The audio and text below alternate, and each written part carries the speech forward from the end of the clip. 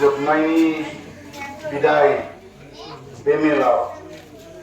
आफादगिरिनि मासिखौ लानानै दैदेननाय गेदेमा आफादगिरि गामिनि मानिजाथाव आइ आफा गेदेमा नोंथांमोन जोंनि खाथि खालानि गुदि फरायसालिनिफ्राय हांख्रायनानै नुजाथिनो हानाय गेदेमा गाहायफोरनि लिरनायफोरनि लोगोसे जोंनि गामिनिनो गामि आफादनि फोरोंगुरु आफादनि दैजिरि लाइब्रेरिनि आरो माइदांसा आइजो आफाद आरो बे फरायसालिनि गाहाय फोरोंगिरिजों लोगोसे संग्रा खावग्रा एसएमसिनि आफादगिरिजों लोगोसे गोबां मावथि नोंथांमोन आरो जोंनि एल'मनि फरायसा नोंथांमोन आरो जोंनि गासैबो दिनै बेवहाय जुथुमनाय मानव गेदेर आंनि आंगोनि आंगो नोंथांमोननिसिम आंनि बरगंग्लायै खुलुमनायखौ नाजावग्रोनो थाखाय खावलायनायाव जे मा होनो बयहाबो मोनसे सम फैयो साख्रि मावब्ला सम मथे सरकारनि नियम मथे हाजिरा लानांगौ जायो आरो बे हाजिरा लानाय समा सफैनाय लोगो लोगोनो आंबो दिनै नोंथांमोननि बे गुदि फरायसालिनिफ्राय हाजिरा लानायनि समा फैनाय लोगो लोगो हाजिरा लानाय जाबाय दिनैनिफ्राय आं बे फरायसालिनिफ्राय बिदाय मागिसिगोन बा बिदाय लासिगोन सासे फोरोंगिरि हिसाबै नाथाय गामिनि सासे सुबुं हिसाबै बे फरायसालिनि जौगानाय मोजां हामलायनाय फरायसाफोरनि मोजां माबाखौ हास्थायनानै अरायसमबो लोब्बा थागोन आरो बे दिनैनि बिदाय मेलायाव जेरै जुथुमनाय आंनि गोरबोनि गोरबो आंगोनि आंगो फरायसा नोंथांमोन आरो बारग' फरायसा नोंथांमोन दा आंनिफ्राय बुंनांगौआ गोलाव सम नङाब्लाबो आं एसे सम लागोन आं गुदिनिफ्राय एसे बाथ्राफोरखौ बुंनो नागिरदों जोनोमाव आङो मेट्रिक पास खालामखांनायनि उनाव जेब्ला बरपेटानि एमसि कलेजाव फरायदोंमोन नाथाय आंहा खाफाल गाज्रि पिअनि फार्स्ट इयारावनो आफाया थैदोंमोन आफा थैखांनायनि उनावनो आफानि बोसोन मथे आङो रानिगारानि 1186 नम्बर 786 नम्बर आगानगुरि गुदि फरायसालियाव आङो हाबनानै नैथि फोरोंगिरिनि बे आसनखौ सरकारि भाबै जानो थाखाय बा नाजागासिनो दंमोन दिनै बेबायदि नाजाबाय थानाय समावनो लन्थिबारिनि फरायसाफ्रा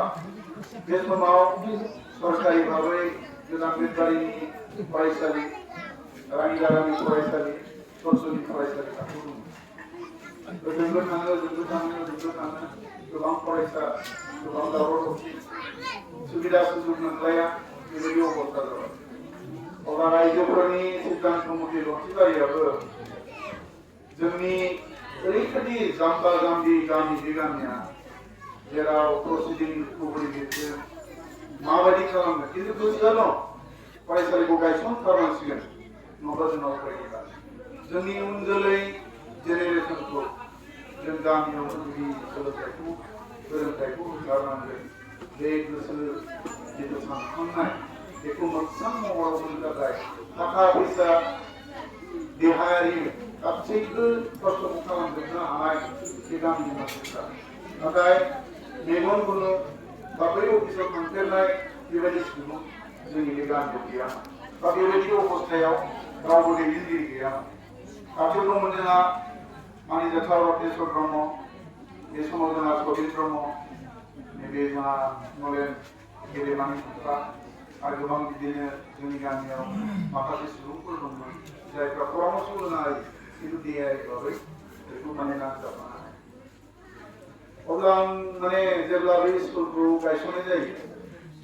माने नारा नाथा सेक्रेटारि नागिरबाय आफादगिरि नागिरबाय आफादगिरि मानिनाङा थांनाय बोसोराव रुंसारि जाबाय खोनाजाबाय जा हेमेन ब्रह्मनि बिफा मानव गेदेरानि एकदम अंतरंग सासे भातृ गेदेमामोन बिथाङा जाबाय कान्तेश्वर ब्रह्म बिथांखौ आफादगिरि बे आंनि गोरबोआव गोलैबाय बा देहायाव गोलैबाय बे फरायसालिनि नेहाथारि बिमा माने रायजोफ्रा ओरैबायदि जाबाय जिहेतु नोङो मोनसे नैथि पस्टआव सरकारि भाबै नाजागासिनो दं नोंनि नाजानायजों जोंनि फरायसालिनि खामानिखौ मावफादो बेबायदि नोजोरजों बेबायदि उद्देश्यजों बिथांमोना आंबो मा हागौ मा हाया आंनि थौले मेलेमनि गेजेरजों बेखिनिखौ नाजानाय जाबाय बिबानखौ लाबाय नाजानानै आङो मोनसे समाव बे फरायसालियावनो बांगालनिफ्राय फैनो गोनां जाहैबाय मोनसे अबस्था लानानै आरो बे अबस्थाया लानानै आं नैथि माने पस्टआव हाबफैनो गोनां जाहैबाय आं फैखांनायनि 6 माह उनाव बे फरायसालियाव पस्टआ फैबाय आं थारमाने गोजौ लेभेलहालागै सहैबाय आंनि बे समाव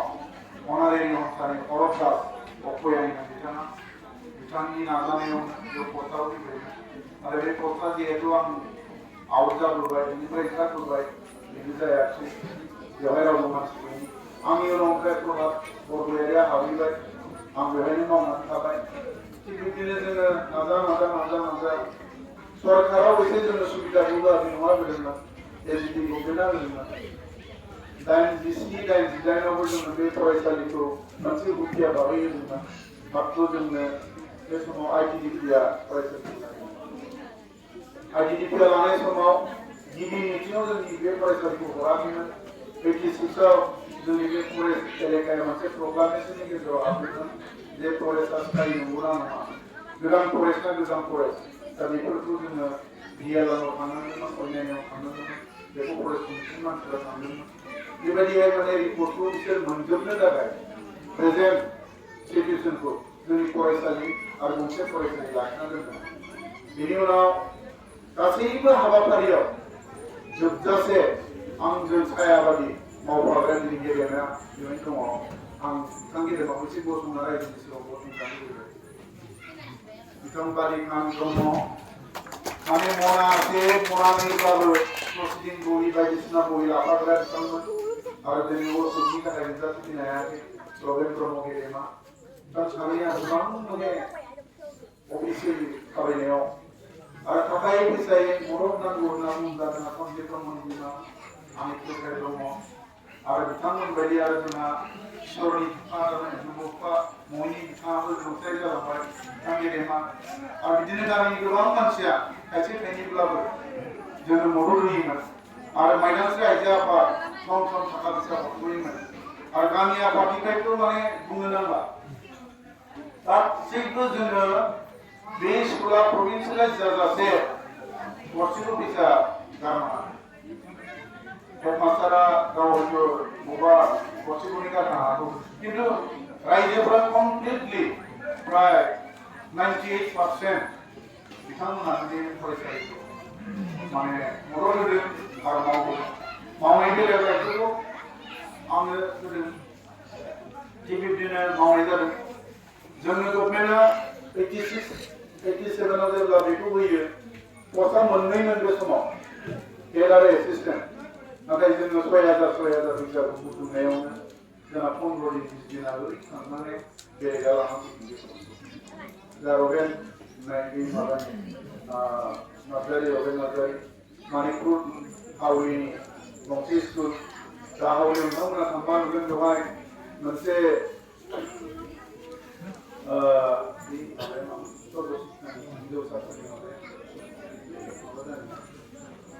नोंथांमोना हावलियाव थांबा बड'लेण्ड गेस्ट हाउस नुगोन बड'लेण्ड गेस्ट हाउसनि इसे साहा बे फरायसालिजों जोंनिजों जानो गोनां खिन्थु जोंनि रायजो राजाफ्रा फोरोंगिरिया होथ'दो जों एसे नाजाबावनि बिदि साननायावनो जोङो माने देरि जाबाय थेवबो जायाखै बिनि उनाव एबसुनि आन्दलन फैबाय आन्दलन समाव जोंना एबसुआ मोननै जाबाय बिनिफ्राय रामसारि एबसुनि गेजेरजों बर' मिडियाम स्पेसियेल डेभेलपमेन्टनि थाखाय मोनसे प्रसिडिं हरलायबाय आरो बेवबो एक नम्बराव जोंना गभर्नमेन्टआ डिस्ट्रिक्टआव थांलायबाय बिनि उनाव 91 फैबाय आन्दलना जोबनायनि उनाव एमएलए गोदान माबा जाबाय 91नि उनाव 92नि जिथु अर्डार बेबो जाबाय बेखौबो जोंहा आङो बे समाव आंनि बिगुमै माने बे अफिसआ बेखौ आङो कोचबिहाराव लानानै थाहैनांबाय हेडमास्टार सारखौ बुंलांबाय आङो जे नोंथाङा बे माबाखौ डिक्लेयारखौ होनाय लोगो लोगो थांदो बिथाङाबो एसे आख' फाख' जानानै थांथ'नो हायासै गभमेन्टआबो नेया खालि फैसा होनांगौ लोगो लोगो गुरुमारा आदर्शनो हरलायबाय आरो बै माबानो हरलायबाय गंसे आरो गियान जादोला बिदिनो जों माने समजों गोरोबनानै मावहैनाया जोंहा गोजान जायो थाखा फैसानि एसे आख' फाख' बेबो थांलायबाय थांनानै जोंनि बर' मिडियाम स्पेसियेल साहित्य सभानि दा बे बेलायाव साहित्य सभानि बै समनि मावथिफोरखौ जोङो गोसो गोरबोजों खुलुमहरग्रोनांगौ बिथांमोननि माबायाव पुरस्कार दिन्थिनायाव बर' मिडियाम स्पेसियेल डेभेलपमेन्टनि खारन माने बे स्कुलखौ लानाय जादों आरो बे स्कुला 1994 इंराजि मायथाइयाव सरकारि भाबै गनायथि जादों साहित्य सभानि बे माबानि अर्डार माबानि बर' मिडियाम डेभेलपमेन्टनि बे प्रजेक्टजों प्रमोदखौ दैनोबार होबाय आङो साहित्य सभानि सेन्ट्रेल साहित्य सभा बरपेटा जिल्ला साहित्य सभानि मावथिफोरखौ बिथांमोना जोंनो बे फरायसालिखौ लिस्टआव गोलैनानै जोंखौ बे स्कुलखौ जाहोबाय ओमफ्राय बे समाव मोनसेल' पस्ट फैदोंमोन 94 इंराजि मायथाइयाव हेडमास्टारावल' जाबाय बे समाव आङो सेकेन्ड फाउन्डारनि नाजाग्रा नेहाथारिमोन आरो बिटिआरआवबो जोङो बिटिसि हिसाबै मोनदोंमोन बे समाव बिटिसिआव कमिटि जादोंमोन लोगो लोगो जों 18/1/95 इंराजि मायथाइयाव मोनसे पस्ट क्रिएट खालामनो हादोंमोन बे जाबाय मा अपारेशन ब्लेकबर्ड बे पस्टआ रेगुलारमोन गासैबो स्केल फैखानाय किन्तु ओरैबायदि जाबाय स्टेट गभर्नमेन्टआ स्टाइपेन्डारि होना दोनदों 91 निफ्राय स्टेट गभर्नमेन्टआ फिक्स पेआव होना दोनबाय स्टाइपेन्डारियाव फिक्स पे नङा स्टाइपेन्डारि स्टाइपेन्डारियाव होना दोनबाय नालाय जोंनि पस्टखौ फैयो रेगुलाराव दङ बे मोनसे गोनां बाथ्रा जाबाय आं जुदि बोसोरसेनि उनाव हाबबाबो आंनि पस्टआ बे समावनो रेगुलार जागोन ट्रेनिं होआलासिनो किन्तु गभर्नमेन्टआ बेखौ पलिसि खालामनानै मोनसे पस्टआवनो मोननै मोनथाम सोनो हानाय बेबस्थाखौ लानानै गभर्नमेन्टनि गासैबो नियमाव जोङो माने मानांबाय जाहा बिदिनो फैनानै 90 ट्रेनिंखौ आं 96-7 आव होबाय 67 आव होनानै 98 मार्चआव रिजाल्ट ओंखारबाय मार्चनिफ्रायसो आं बे फरायसालियाव सासे आबुं 98 नि 98 इंराजि मायथाइनि मार्च दाननिफ्रायसो आं बे फरायसालियाव रेगुलार भाबै सासे आबुं फोरोंगिरि सरकारि भाबै गनाय जाबाय किन्तु जोंनि रायजोनिफ्राय जों गनाय जाबाय मा 93 मायथाइयावनो आं बे फरायसालियाव फोरोंगिरि हिसाबै 38 बोसोर मावनाय जाबाय रायजोफोर 38 बोसोर 38 इयार्स आंनि मावनाया आं रायजोआव फ्राय बोसोरब्रै आरो बेवहाय 38 बोसोर मावबाय 38 बोसोर मावलांनायनि गेजेराव दिनै आंनि गाहाय फोरोंगिरियानो जा ओंखाम संग्रायानो जा आंनि आगुनि फरायसाफ्रानो जा रायजो राजाफ्रानो जा आइजो आफादानो जा बे गोलाव समाव मालाबा फरायसालिनि जोबै फरायसालि जानानै माबा जुदि बुंनांगौ जादों माबा जुदि साननांगौ जादोंब्लाबो बा बुंफ्लांदोंब्लाबो बेफोरखौ नोंथांमोना गोसोआव लायाबासिनो निमाहानि थाखाय आं खुलुमो माबाफोर जुदि गोरोन्थि जादोंब्ला निमाहा मावनाय दांनाय समाव माबाफोर बुंफ्लांनो हागौ माबाफोर थिनफ्लांनो हागौ एसे गाज्रि राव बाहायफ्लांनो हागौ बिनि थाखाय नोंथांमोनाव निमाहा आरोबाव आङो बै समावनो जेब्ला फरायसालियाव सासे अबैतनिक दरमाहा गैयि सासे हिसाबै मावनाय समाव गोबां फोरोंगिरि दिनैसिम दा बिरेनवारि लोगो मोनबाय फंबाय बिरेनवारि ब्लाबो आं बिथाङा सिनियर जाबाय बिदिनो उनथाराव गोबां फोरोंगिरि दंमोन बिथांमोना थैलांबाय ओजोंहाय वीर बिक्रम वीरेन्द्र कुमार ब्रह्म सचिन बर' बिथाङा दासिम दङ नन्देश्वर बर' बिथाङाबो रुंसारि जालांबाय ओजोंहाय गजेन ब्रह्म बिदिनो बिथांमोननि जोङो परामर्श लानानै बिथांमोननि आसि दिन्थिनाय बिथांमोननि माव दिन्थिनायफोरखौ लोगोआव लानानै फरायसालिनि माखासे खामानि जेरै लिरनाय आरिनाय बिभिन्न खामानिफोरखौ जों सोलोंना लानानै आवगायलांबाय बिदिनो माने बे फरायसालियाव मावबाय आंनि दिनाव सेक्रेटारि जानानै थानाय समाव बे फरायसालियाव साब्रै मोनब्रै पस्ट लानो हादों आंजोंथ' सानै जाबाय आरो बेयाव रिना ब्रह्म कचुरिनि गजेन ब्रह्मनि फिसाजो बुहुत सोनो हादोंमोन आरो बिथांखांनायनि उनाव आरो हरेश्वर ब्रह्म बिथांखौ सोनो हादोंमोन जोंनि बिथांमोननि नाजानाय बिथांमोननि कन्डिसन हिसाबै माखासे जिनिसफोरखौ नाथाय दिनै जोङो बे फरायसालियाव फ्राय 90-92 रेकर्ड दङ ओमफ्राय 80 बारियाथ' 80सिम थानायाथ' गोबां बोसोर दंमोन 60सिम थानायाबो गोबां बोसोर दंमोन 40सिम थानायाबो गोबां बोसोर दंमोन किन्तु 40नि उनाव दा मा जानानै दं देग्लाय बोसोराव मात्र 18 जन जानानै गतिके रेगुलारै 17 जन सासे भलिबल जानानै दं दा जियानो जादों आं सानो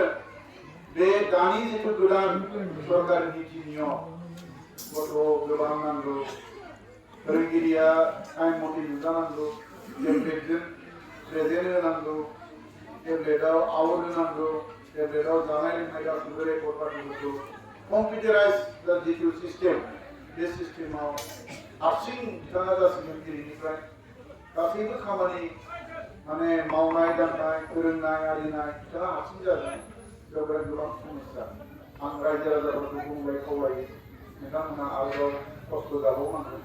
आरो बे खस्थ'नि गेजेरजों सासे गामियावनो गामिनि